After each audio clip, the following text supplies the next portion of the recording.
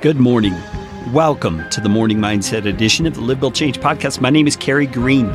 If you don't know who I am, I'm just a retired pastor who is trying to put out some daily 5-minute shots to the soul to help us get our minds right in the morning so that we can live the day with greater intentionality and with greater confidence and power because we've filled ourselves with the truth of God's Word to meditate on and stand on for the day. I've been doing that most recently by looking at the account of the Exodus of Israel out of Egypt, contained in the book of Exodus, and the life of Moses, the man who led them, who was called to lead them by God. And we're up to chapter number 14. Chapter 14 is a glorious chapter because it's where God basically brings everything to a close in terms of how Israel is connected to Egypt.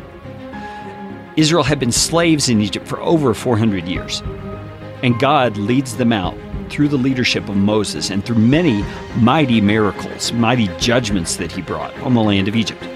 And they're out in the desert. They come up to the Red Sea, and this is the chapter where God parts the Red Sea. He splits this ocean in half so that the people of Israel can walk across. And it says they walk across on dry land. And it's interesting. I encourage you to read chapter 14. I'm not going to read all of it this morning.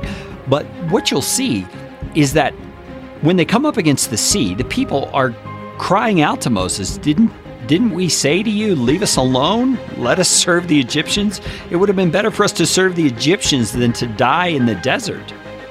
And Moses says, do not be afraid. Stand firm, and you will see the deliverance of the Lord that he will bring about today.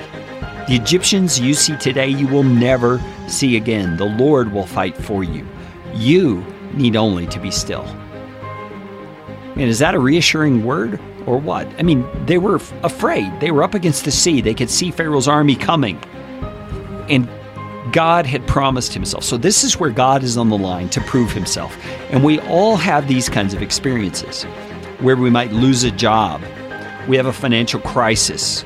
We have a cancer diagnosis. We have all kinds of things that happen in our lives. And God is on the line, so to speak. We are tempted to doubt him.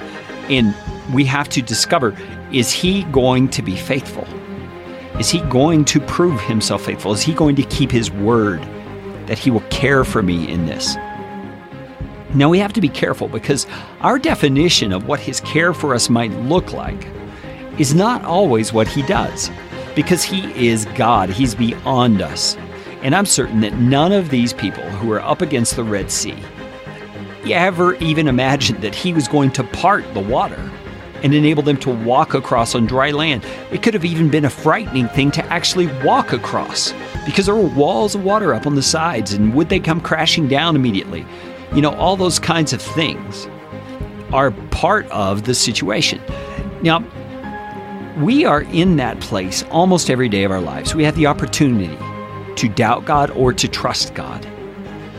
And these accounts, like here in the book of Exodus, have been given to us to show us that our God is faithful, to remind us of what he's done in the past. And it is that same God of might and power who is available to us now.